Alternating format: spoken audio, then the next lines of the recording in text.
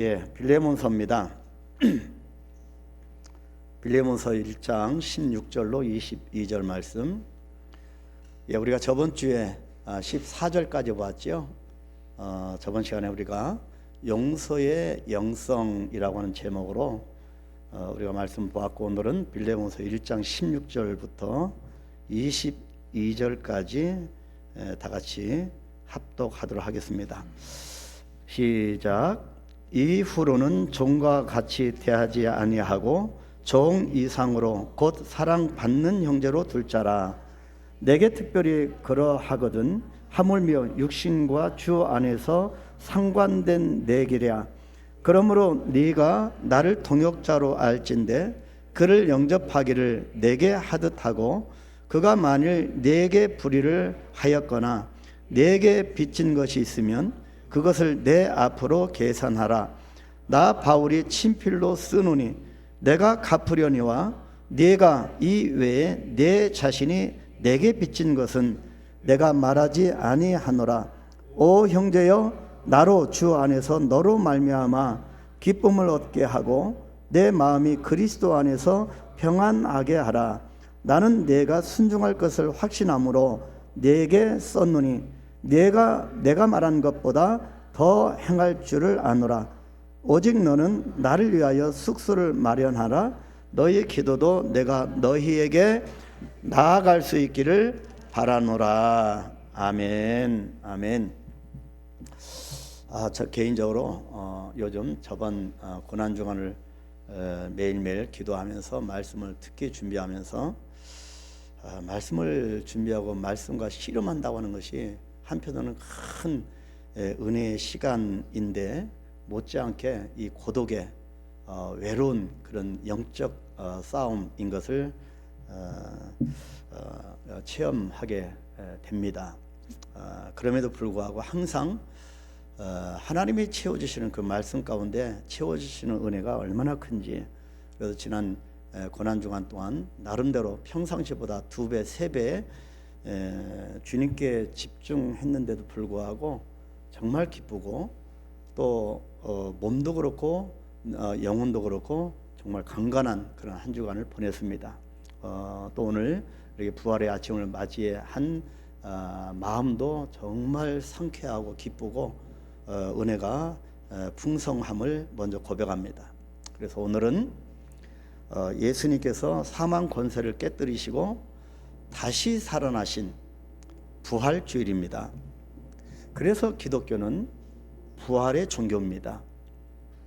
부활을 빼놓고는 기독교를 논할 수가 없을 정도입니다. 그래서 기독교는 모든 사람들을 통하여서 승리를 가져다주는 그런 종교라고 할 수가 있습니다. 왜 그럴까요? 부활은 십자가를 우리의 구원으로 증명하는 것이기 때문입니다. 우리가 구원받은 것으로 증명하기 때문에 이 부활 사건을 빼놓을 수가 없습니다. 부활이 없으면 십자가도 의미가 없습니다. 그래서 부활이라고 하는 단어와 함께 가장 많이 쓰이는 단어가 바로 승리입니다. 그래서 이 십자가와 부활과 이 승리는 같이 맞물려 갑니다. 주님의 부활은 십자가의 구원을 믿는 모든 그리스도인들에게 결국 최후의 승리가 되기 때문입니다. 그런데 여러분은 부활을 믿으십니까? 아마도 오늘 우리 중에는 부활을 믿는 분도 계실 거고, 또 아직도 마음속에 부활을 온전히 믿지 못하는 분도 계실 수가 있습니다. 우리가 직접 보지도 못했고 경험하지도 못했는데 2000여 년 전에 그 사건인데 어떻게 부활을 쉽게 믿을 수가 있겠습니까? 막연하게 받아들였던 부활, 내가 예수를 믿고 교회를 다니니까 부활을 믿어야지 라고 하는 막연하게 받아들였던 부활이 나의 삶 속에 더 큰 장벽으로 다가올 때도 있을 것이고요, 그리고 우리의 삶의 현장에서 모든 믿음의 고백이 이 십자가 부활 앞에서, 이 십자가의 고난과 죽으심과 또 이 부활 앞에서 멈추어 서는 경험도 있을 겁니다. 과연 이 부활의 삶을 내가 어느 정도 받아들여야 될까? 그 경계가 모호해서 또 신앙생활에 그런 흔들릴 때도 분명히 있을 겁니다. 그래서 부활의 확신한 믿음을 위해서 사복음서를 다시 한번 묵상을 해봤습니다. 이 사복음서에 나오는 부활의 기록을 자세히 한번 여러분 살펴보시면 부활에 대한 세 가지 결론을 얻을 수가 있습니다. 첫 번째로 이 성경은요, 예수님의 부활을 굳이 증명하려고 하지 않는다고 하는 사실입니다. 참 아이러니컬하게도 이 사복음서에는 예수님의 부활의 사건을 굳이 증명하려고 하지 않습니다. 의외로 부활에 대한 성경적 기록은 다른 거에 비해서 적은 분량입니다. 부활이 그렇게 중요하고 우리 신앙의 핵심인데, 기독교의 핵심인데 왜 이렇게 적은 분량으로 기록했는지 이해가 안 될 때도 분명히 있습니다. 왜 예수님의 부활을 아주 구체적이고 아주 정확하게 많은 분량으로 기록하지 않은 걸까?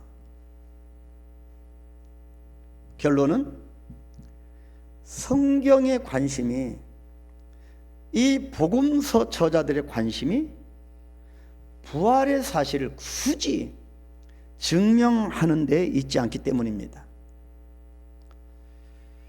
근데 우리는 자꾸 부활을 증명하라고 그렇게 시간을 낭비하기도 하고 에너지를, 불필요한 에너지를 소모할 때가 있습니다. 여러분, 믿지 않는 사람들이 부활을 증명하라, 또 그것을 굳이 설명을 하느라고 우리가 에너지를 소진하지, 그런 필요가 없다는 말씀입니다. 그래서 이 사복음서는 굳이 부활의 사실을 증명하는데 그렇게 많은 분량을 기록하지 않고 있었습니다. 두 번째 또 깨달은 사실은 그것보다 더 중요한 것을 말하려고 한다는 것입니다. 그것이 뭐냐면, 두 번째로 부활의 목격담을 더 많이 기록하고 있다는 사실입니다. 예수님의 부활 그 사건 자체보다 그 예수님의 부활을 목격한 목격자들의 목격담을 더 많이 기록하고 있다는 사실입니다. 성경에는 부활 그 자체의 사실을 다루기보다는 부활을 목격한 사람들의 기록이 대부분입니다. 성경을 계속 한번 보십시오. 훨씬 분량도 많고, 왜 사실이 아니고 목격담을 더 많이 다루고 있을까입니다. 그 부분에 더 관심을 갖게 되었습니다. 마태는 원래 세리였습니다. 직업이 세리였습니다. 그래서 많은 사람들로부터 별로 그렇게 환영받는 그런 사람은 아니었습니다. 그런데 예수님을 만나서 제자가 된 사람입니다. 세리였기 때문에 많은 사람의 세금을 먹이고 세금을 거두고, 그래서 사람들에게 별로 각광을 받는 그런 인기 있는 사람은 아니었는데, 바로 예수님의 부활을 만나고 예수님의 제자가 된 사람입니다. 그래서 마태는 부활하신 예수님을 보았다라고 기록합니다. 예수님의 부활하신 예수님에 대해서 자세히 기록하는 것보다 자기가 예수님을 보았다라고 기록합니다. 예수님의 목격담을 기록하는 겁니다. 또 부활의 예수님께서 자기뿐만 아니라 막달라 마리아와 다른 마리아, 그리고 11 제자에게도 갈릴리에서 나타나셨다고 그 목격담을 마태가 기록했습니다. 마태복음입니다.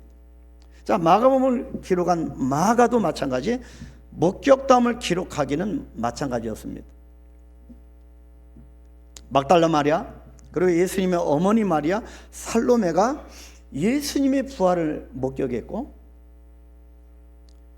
두 제자와 11 제자에게도 부활하신 예수님이 나타나셨다고 기록하고 있습니다. 누가도 마찬가지입니다. 누가복음에는 특별히 엠마오로 가던 두 제자가 목격한 부활의 예수님에 대한 목격담을 기록했고요. 그리고 11 제자에게 나타나신 목격담을 기록을 해놓았습니다. 중요한 것은 이 복음서 저자들이 왜 목격담을 통하여서 부활을 기록하려고 했을까입니다. 그래서 정말 중요한 것은 복음서 저자들이 왜 목격담을 더 많은 비중으로 더 기록을 했을까?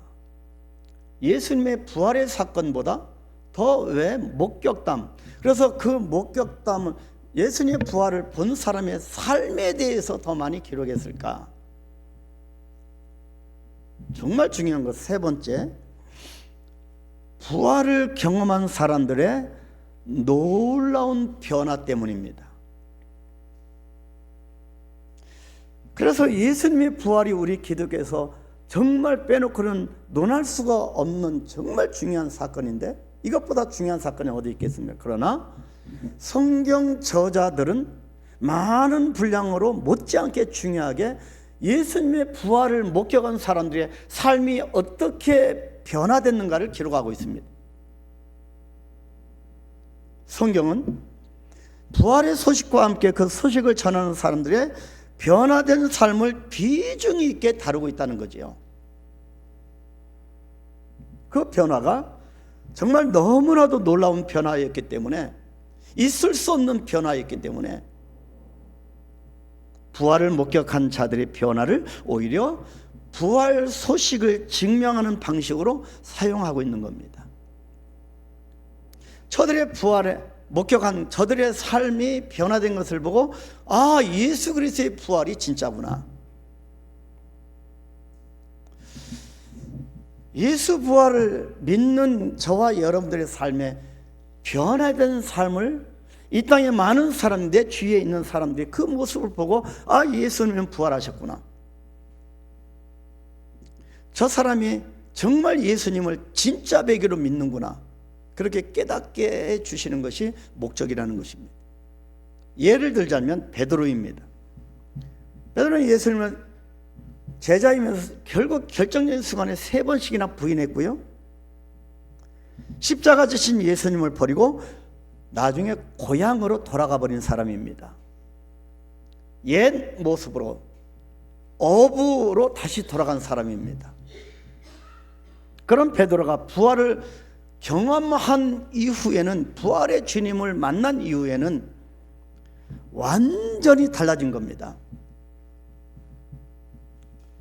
우리는 그런 베드로의 변화된 모습을 어디에서 발견합니까? 우리가 계속 1년 반 동안 보았던 사도행전입니다. 베드로는 자기를 죽이려고 하는 제사장들이 있는 예루살렘으로 복음을 끌어안고 올라갑니다. 그리고 그 유명한 솔로몬 행각에서의 설교를 합니다.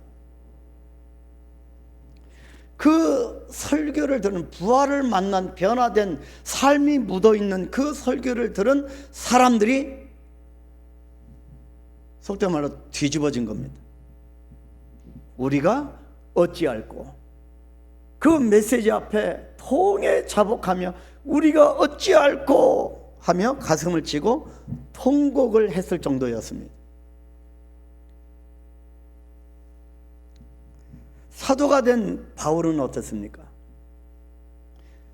이 사울 시절에 그리스도인들을 박해하는데 앞장을 섰던 사람이 다메섹으로, 역시 예수 믿는 사람을 잡아 감옥에 가두기 위해서 다메섹으로 가던 길에서 예수님의 부활을 경험하게 되고, 예수님의 부활을 경험하고는 완전히 바뀌어졌습니다.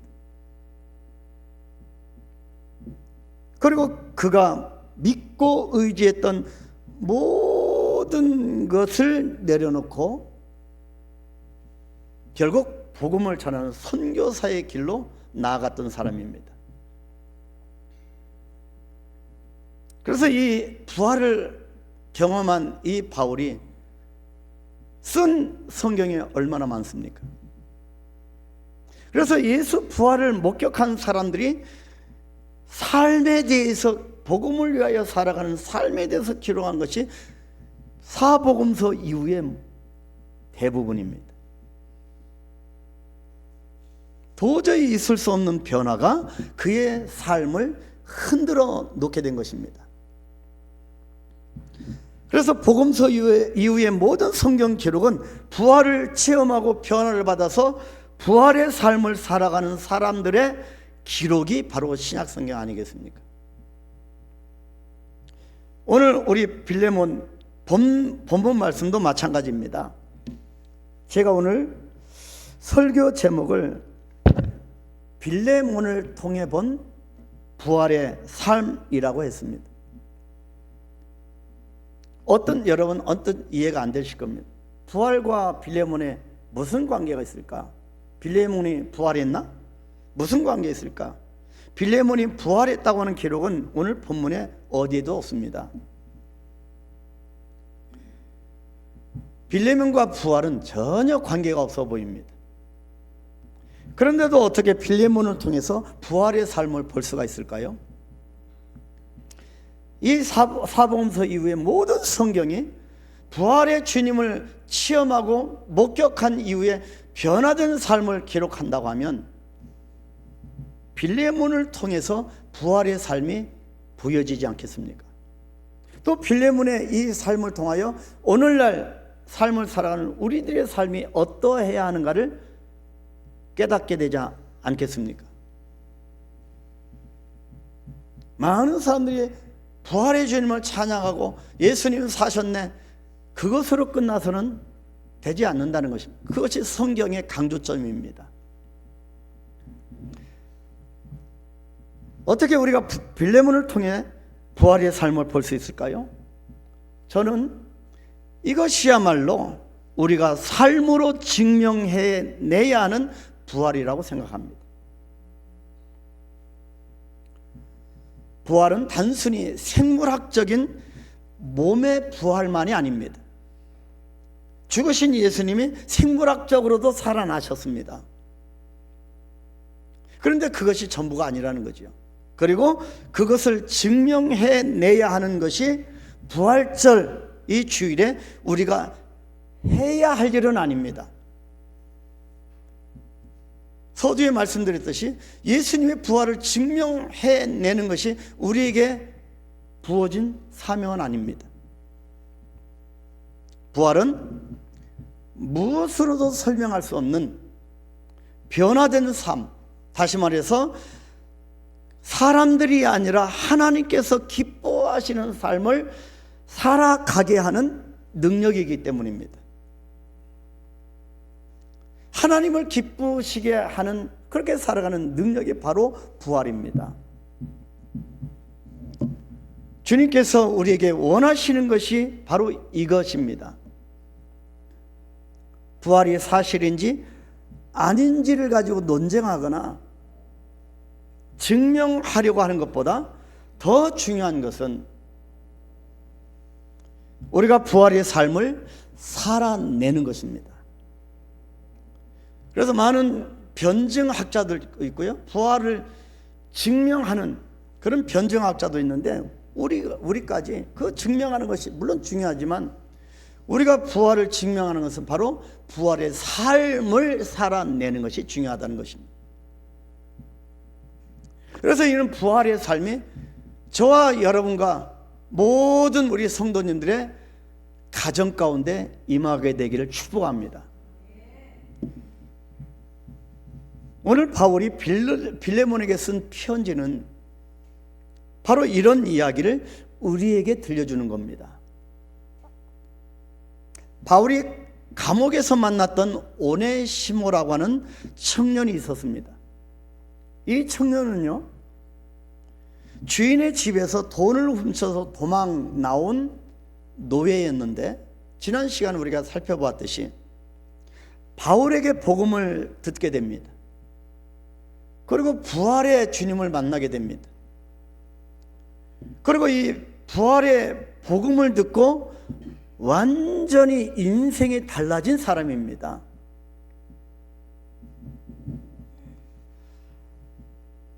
예수를 믿고 오랜 생활 믿었는데도 불구하고 모태신앙이고 신앙의 3대 5대인데도 불구하고 아직 이 부활의 삶을 만나지 못한 사람도 있을 수 있습니다.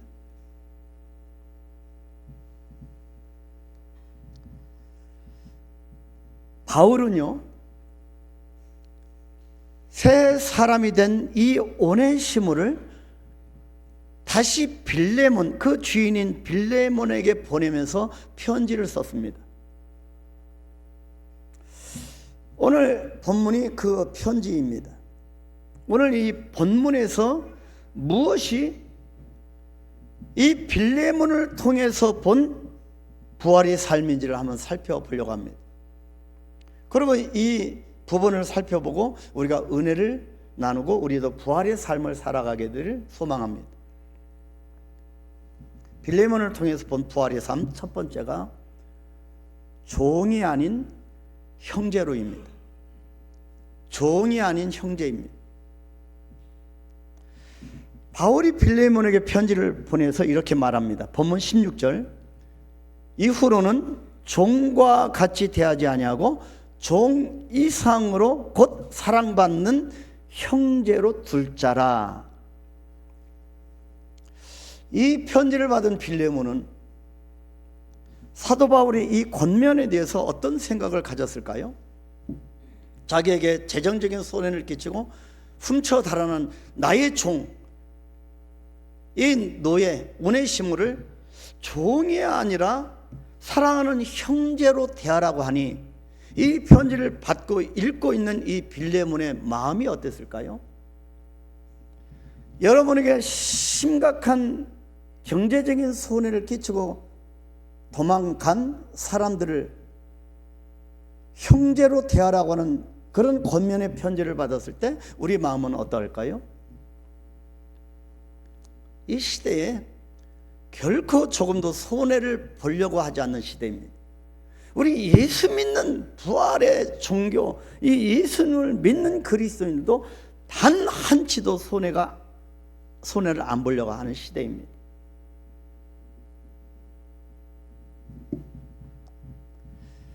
지금 이 빌레몬이 바울의 편지를 받은 이 시대는 고대입니다. 1세기입니다. 1세기. 그 1세기에는 노예 제도가 있고요. 노예는 주인의 소유물에 불과할 때였습니다. 더군다나 오네시모는 도망친 종이었습니다. 한 영혼, 한 천하보다 귀한 그런 영혼으로 보는 시대가 아니라 완전히 소유물이었습니다. 더군다나 물건을 훔치고 도망친 종이었습니다. 그래서 당시의 법은 도망친 노예를 죽도록 매질하거나 십자가형에 처해도 되는 시대였습니다. 그런데 사도 바울이 이 편지를 보내서 종이 아니라 종 이상으로 사랑받는 형제로 둘 자라고 말을 했으니 얼마나 충격적인 그런 편지 내용이었겠습니까? 이 말은 당시 사람들에게는 도저히 용납될 수가 없는 놀라운 발언이었습니다. 특히 이 사람이 누굽니까? 빌레몬의 돈을 훔쳐서 달아난 노예가 아닙니까? 노예를 형제로 대하라고 하는 사도 바울의 말을 빌레몬이 어떻게 받아들일 수가 있겠습니까? 여러분, 그 편지를 읽고 받아들일 수 있겠습니까? 저와 여러분의 솔직한 우리 마음을, 내 자신을 돌아보기를 원합니다. 복음이 무엇인지, 부활의 주님을 받아들이는 것이 무엇인지. 그래서 저번 한 달 동안 3월 한 달 내내 용서에 대해서 우리가 본 것입니다. 적어도 저는 기도하면서 한 달 이상의 그런 설교를 늘 묵상하면서 어떤 것은 어떤 때는 집중할 때는 누가 얘기를 해도 집에서 아내가 밥 먹으라고 해도 전혀 못 듣는 때가 있습니다. 한 달 이상의 설교를 쭉 묵상하면서 용서의 말씀을 우리가 통과하면서 바로 이 부활의 아침에 이 빌레몬을 통하여서 본 부활의 삶입니다. 이 빌레몬이 그 편지를 받고 어떻게 이 편지를 받아들일 수가 있겠습니까? 그리고 바울은 왜 이런 무리한 요구를, 그 시대를 거스리는 그런 관습과 법과 그걸 뛰어넘는 이런 무리한 요구를 빌레몬에게 하고 있을까입니다. 왜 그랬을까요? 복음이 무엇일까요? 예수님의 부활이 무엇일까요? 자기가 바울 자신이 교회의 실세이고, 왜냐하면 이 골로새 교회를 개척했기 때문에 이 골로새 교회를 개척자로서 그 교회의 장로인 빌립보에게 명령하고 있는 것일까요? 이 편지가 명령서일까요? 아닙니다. 바울은 지금 부활의 삶을 말하고 있는 것입니다. 예수 그리스도의 부활이 우리 심령 속에 자리 잡고 있는 사람이 어떤 삶을 살아가야 할까를 지금 논하고 있는 것입니다.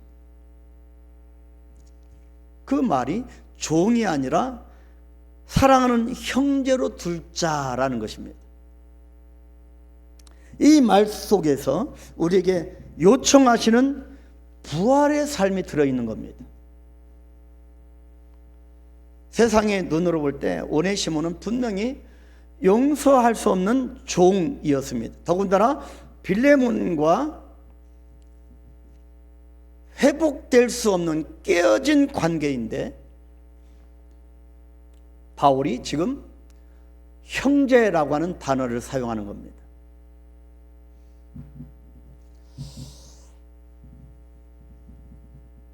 아까 대표 기도자도 깨어진 관계의 상처, 아픔, 근데 이미 깨어져 버린 이 관계를 주인과 종의 관계인데 지금 이 관계 속에서 형제라고 하는 단어를 사용합니다. 사랑하는 형제로 둘 자다, 그렇게 말을 합니다. 이것이요, 우리는 그냥 순간적으로 성경을 읽고 지나가는 그런 내용이겠지만 아닙니다. 그 시대를 향한 충격적인 그런 말씀이었던 겁니다. 여러분, 한 아내가 있었는데요, 이 한 아내가 교회 다니는 것이 너무나 못마땅했던 불신자, 어떤 예수 믿지 않는 그의 남편이 있었습니다. 어느 날 작정을 하고 아내가 예배드리고 있는 교회에 몰래 따라간 겁니다. 늦은 밤까지 교회에 다니는 아내를 더 이상 참을 수가 없었기 때문입니다. 너무 미운 겁니다. 교회에 몰래 가보니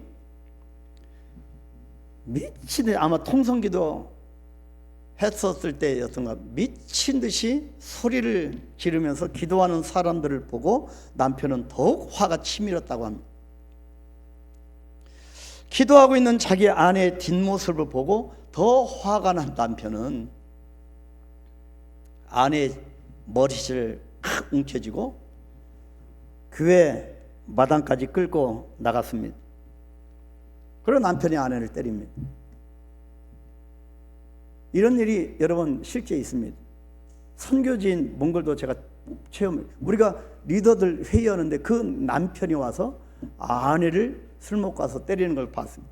그 남편이 지금은, 그 아내는 목사가 됐고 남편은 그 사역을 정말 잘 돕는 외주의 남편이 됐습니다.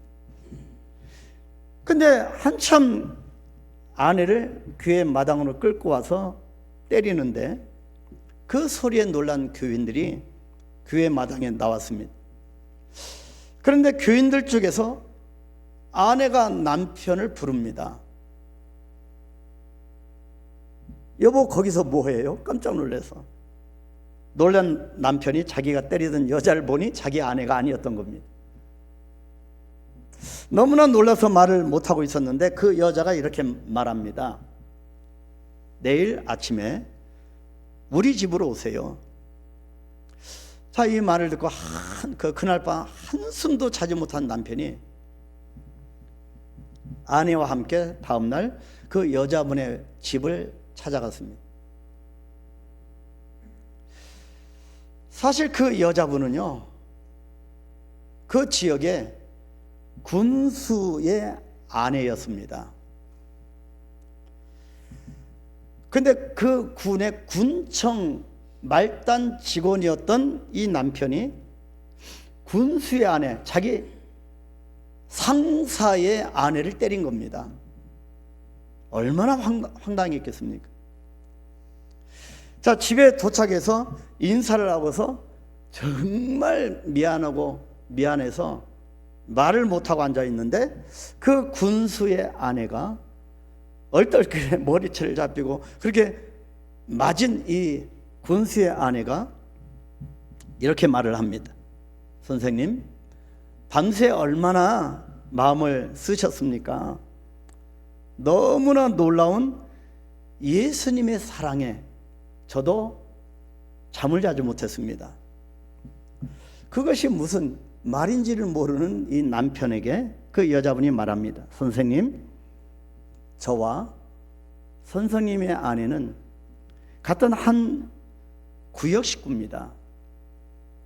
같은 구역 식구로서 오랫동안 눈물로 남편이 그리고 선생님이 예수 믿게 되기를 얼마나 계속 기도했는지 모릅니다. 계속 기도해 왔습니다. 그런데 주님께서 이런 일을 통해서 제가 선생님으로부터 머리채를 붙들리고 매맞는 바로 이 일을 통해서 선생님을 제 앞으로 인도하셨네요. 여자분이 계속 말을 합니다. 이제 매주 교회에 나오실 거죠? 저를 때리신 그것을 교회에 나오는 것으로 갚으세요. 남편은 그때부터 교회 다니기 시작했고요. 나중에 믿음을 가지게 되고서 이렇게 고백했답니다. 맨 처음에는 너무 미안하고 그래서 마지못해서 교회 나갔는데 나중에 정말 부활의 예수님을 체험하고 나서 사실 교회에 다니게 된 것은 그 여자분의 모습이 너무나 놀라워서 그것이 무엇인지 알고 싶어서 그 여자분이 그렇게 매를 맞았는데도 불구하고 나를 사랑으로 대하는 그것이 무엇인지를 알고 싶어서 교회를 다니게 되었다고 간증한 겁니다. 여러분, 이것이 부활을 체험한 사람들의 삶입니다. 종에서 형제로라고 하는 말씀이 진짜 부활의 삶을 보여줍니다. 종과 주인은 상하 관계입니다. 누군가는 높고 누군가는 낮습니다. 재물의 관계에서도 누군가는 많이 가졌고 누군가는 모든 것을 잃어버리고 종이 되었습니다. 그런데 바울은 종이 아닌 형제라고 하는 새로운 관계를 제시한 겁니다. 그저 친한 사이가 되라는 말이 아닙니다. 여러분, 성도들끼리 그냥 친한 그런 관계가 되라는 것이 아닙니다. 이것은 새로운 관계를 말하는 것입니다. 바로 예수 그리스도 안에서의 관계입니다. 그래서 교회는 친목단체가 아니고 예수 그리스도의 형제 자매 지체된 관계입니다. 예수 안에서 우리는 모두가 형제 자매가 되는 것입니다. 세상의 관계가 아닌 새로운 관계가 되는 것이 부활의 삶입니다. 바울은 빌레몬에게 이런 부활의 삶을 말하고 있는 겁니다. 부활의 삶은 예수님께서 우리에게 보여주신 그대로 죄인이고 세리이고 창기인 죄인들을 받아주신 그대로 다른 사람을 종이 아닌 사랑하는 형제로 받아들이는 삶을 의미합니다. 모든 선입관, 모든 감정을 내려놓고 사랑하는 형제자매로 받아들이는 것을 말합니다. 예수님께서 우리를 받아주신 그 사랑 그대로, 십자가의 그 고난과 극심한 고통 가운데서도 죄된 우리를 받아주신 그 사랑 그대로 나도 타인을 향해서 사랑을 드러내는 이것이 빌레몬서를 통해 우리에게 보여주시려고 하는 부활의 삶이라고 할 수가 있습니다. 두 번째, 빌레몬을 통하여 본 부활의 삶은 그를 내게 하듯 하고입니다. 본문 17절 말씀은 더욱 파격적인 말씀입니다. 네가 나를 동역자로 알진대 그를 영접하기를 내게 하듯 하고.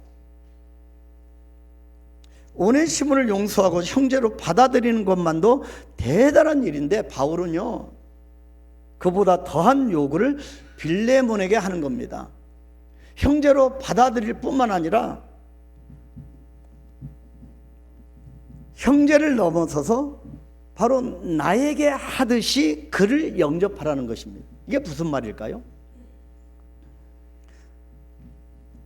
바울은 교회의 개척자이고 복음의 전달자로 빌레몬에게 복음을 전해준 사람입니다. 그래서 빌레몬은 어떻게 보면 바울의 제자입니다. 빌레몬은 바울을 통해서 복음을 듣고 신앙인이 되었습니다. 그러니 빌레몬에게 바울은 영적 스승입니다. 스승 바울이 오네시모를 내게 하듯 하라고 하면서 심지어 이렇게 말씀합니다. 본문 18절 19절 다 같이 읽을까요? 그가 만일 네게 불의를 하였거나 네게 빚진 것이 있으면 그것을 내 앞으로 계산하라. 나 바울이 친필로 쓰노니 내가 갚으려니와 네가 이 외에 내 자신이 내게 빚진 것은 내가 말하지 아니하노라. 바울은 빌레몬이 자기에게 빚진 것이 있다고 합니다. 빌레몬이 바울에게 무슨 빚을 지었을까요? 영생의 빚입니다. 영생의 빚. 복음을 전해준 생명의 부활의 주님을 전해준 영생의 빚입니다. 그것을 누구에게 갚으라고 하면 내 자신 바울 자기가 아니라 이 종 오네시모에게 갚으라고 하는 건 갚으라고 말씀하고 있는 겁니다. 내가 주었으니 내게 갚으라는 것이 아닙니다. 우리가 섬김에 손길을 하고 그 섬김에 그것을 내게 갚으라는 것이 아닙니다. 갚을 길이 없는 사람에게 갚으라고 하면서 오히려 죄를 지은 오네시모에게 갚으라는 것입니다. 이것이 예수 부활의 은혜를 경험한 사람이 살아가는 삶이기 때문입니다. 이런 삶을 살아가는 사람이 부활의 삶을 살고 있는 진정한 그리스도인입니다. 자, 세 번째입니다. 빌레몬을 통해 본 부활의 삶. 내가 말한 것보다 더입니다. 본문 21절. 나는 내가 순종할 것을 확신함으로 내게 썼노니 내가 말한 것보다 더 행할 줄을 아노라. 내가 말한 것보다 더 행할 줄을 아노라. 지금 첫 번째, 두 번째 상상을 초월하는 그런 편지를 쓰면서 이것보다 더 행할 줄을 아노라.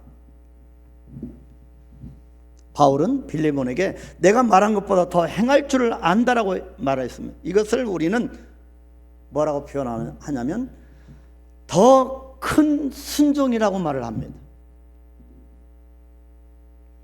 바울은 왜 빌레몬에게 더 큰 순종을 요구하고 있고, 그리고 더 큰 순종은 무엇일까요? 더 큰 순종은 내가 말한 것보다 더 행할 것은 사도에게 바울에게 하는 것이 아니라 주님 앞에서 하는 순종입니다. 그리고 더 큰 순종은 주님의 음성에 순종하는 것입니다. 그래서 고난주간 내내 우리가 십자가상에서 하신 예수님의 7가지 가상칠언을 들었습니다. 그 가상칠언, 그 음성에 순종하는 것입니다. 예수님이 이끌어 주시려고 하는 새로운 삶을 향한 요구하심에 순종하는 것입니다. 그래서 네 스스로 띠를 뜨고 네 원하는 대로 가는 것이 아니라 이제는 부활의 삶을 목격한 자는 이제는 주님의 말씀 앞에 순종하는 삶을 살아야 한다는 것입니다. 빌레몬은 더 큰 순종의 삶을 살았습니다. 그래서 이 빌레몬이 이 내가 말한 것보다 더 행한 것, 더 큰 순종을 살은 것을 어디에서 볼 수 있을까요? 바로 그것은 초대 교회사에 안디옥의 교부 ig나티우스가 있습니다. 이 ig나티우스라고 하는 분은요, 나중에 주님의 복음을 증거하다가 사자밥이 되어서 뼈만 남은 사람입니다. 온 생명을 주님을 위하여 헌신한 그런 사람입니다. 정말 거룩한 죽음, 가치 있는 죽음, 사자밥이 돼서 복음을 전하다가 뼈만 남은 사람입니다. 그 예수의 사람, 이 부활을 체험한 목격한 자의 변화된 삶, 그런 교부, 안디옥 교회 교부 ig나티우스가 초대교회 이 교부 ig나티우스가 편지를 씁니다. 그 편지에 보면 훗날에 오네시모가 에베소 교회의 감독이 된 사실을 기록합니다. 이 노예였던 주인의 이 재물을 훔쳐 달아났던 이 오네시모가 부활의 예수님을 만나고 이 교회의 감독이 되었다는 사실을 기록하면서 뭐라고 계속 이 편지에 썼냐면, 초대교회 교부 ig나티우스가 인정한 이 오네시모 뭐라고 했냐면, 선한 성품의 감독 오네시모를, 그렇게 표현합니다. 선한 성품의 감독 오네시모를 얻은 것을 너희의 복으로 여기라, 그렇게 기록되어 있습니다. 뭐 누구를 지칭하지 않겠지만 이렇게 헌신하는 여러분 모두의 그런 신앙의 그런 삶들, 그런 선한 성품의 우리 한강교회 그런 여러분 성도 여러분을 얻은 것을 우리의 복으로 여기라는 것이지요. 적용을 해보면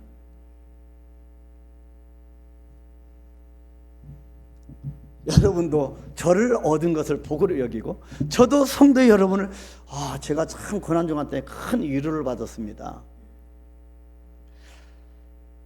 사실 고난중간에 그렇게 많은 분들이 나오실 줄 제가 믿음이 약해서 몰랐는데, 그렇게 많은 분들이 나오실 줄 몰랐어요. 정말 감사하고 큰 힘을 얻게 됐습니다. 여러분을 얻은 것을 나의 복으로 여기라, 그렇게 적용을 해봅니다. 자, 그렇게 기록되었습니다. 근데요, 오네시모가 결국에 에베소의 감독, 다시 말해서 담임 목회자가 되었다는 겁니다. 이 노예가 어떻게 보면 이 도둑질을 한 사람이 이 교회의 담임 목회자, 감독이 되었다는 겁니다. 여러분, 오네시모가 감독이 되고 이 목회자가 된 것은 누구의 순종으로 시작된 일일까요? 빌레몬의 순종입니다. 내가 너에게 말한 것보다 더 행할 줄을, 더 큰 순종을 행할 줄을 아노라. 더 큰 순종을 한 빌레몬의 순종을 통해서였습니다. 그래서 순종은 사람의 일이 아닌 하나님의 일을 이루게 만듭니다. 우리가 주님의 세미한 음성에 순종해야 하는 자가 되어야 하는 것은 결국에는 하나님의 일이 이루어지게 될 것을 믿기 때문입니다. 그래서 단 한꺼번에 한 걸음에 하는 것이 아니라 한 걸음씩 나아가는 것입니다. 우리 한강교회가 10년 동안 달려왔습니다. 한 걸음 한 걸음. 우여곡절이 있었지만 그래도 한 걸음 한 걸음 오늘날까지 나왔습니다. 위대하신 하나님의 은혜로 받습니다. 순종한 여러분의 한 걸음의 이 순종의 발걸음 때문에 주님의 몸된 교회, 우리 한강교회가 이렇게 든든히 서 나간다고 생각합니다. 빌레몬의 더 큰 순종은 결국 하나님의 일을 이루는 순종이었던 겁니다. 사랑하는 우리 성도 여러분, 2026년 부활절에 빌레몬을 통한 부활의 삶이라고 하는 말씀을 나누면서 빌레몬 속에 있는 부활의 놀라운 삶, 그리고 그 영향력을 받은 사람이 어떤 인물이 되었는지를 우리가 살펴봤습니다. 빌레몬에게 부활의 삶은 오네시모를 종이 아닌 형제로 사랑하는 형제로, 그리고 스승인 바울에게 하듯하고 바울이 말한 것보다 더 큰 순종으로 살아내는 것이었습니다. 그래서 부활은 관념이나 과학이 아니라 삶입니다. 우리의 삶이 예수님의 부활을 드러내는 것이어야 한다는 말씀입니다.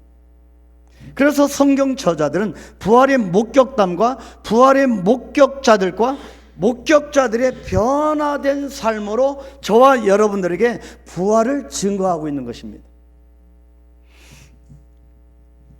여러분들도 2026년 부활절에 다시금 부활의 삶을 고백하고 그렇게 살아가는 큰 은혜가 있게 되기를 간절히 축원합니다.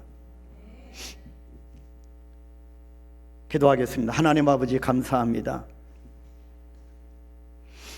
이렇게 부활 주일을 맞이하여서 기도로 준비하고 십자가를 묵상하면서 내 자신을 깨뜨려 내 인생의 통치권을 온전히 주님께 올려드리며 그 신앙 고백으로 이렇게 주님의 몸된 교회를 안 밖을 아름답게 꾸미고 그렇게 노력을 하고 수고한 손길들, 그리고 주님으로 행한 모든 일들, 이것은 부활의 삶의 증명인 것을 깨닫고 감사합니다. 빌레몬을 통해서 본 부활의 삶이 오늘날 계속 흘러가고 있고, 우리 한강교회와 우리 성도들을 통하여 그런 삶을 통하여 예수 부활을 증거하게 하시니 감사하오며, 앞으로 우리의 삶이 그런 가치 있는 삶이 되어질 수 있도록 축복하여 주시옵소서. 감사하오며 예수님의 이름으로 기도하옵나이다. 아멘.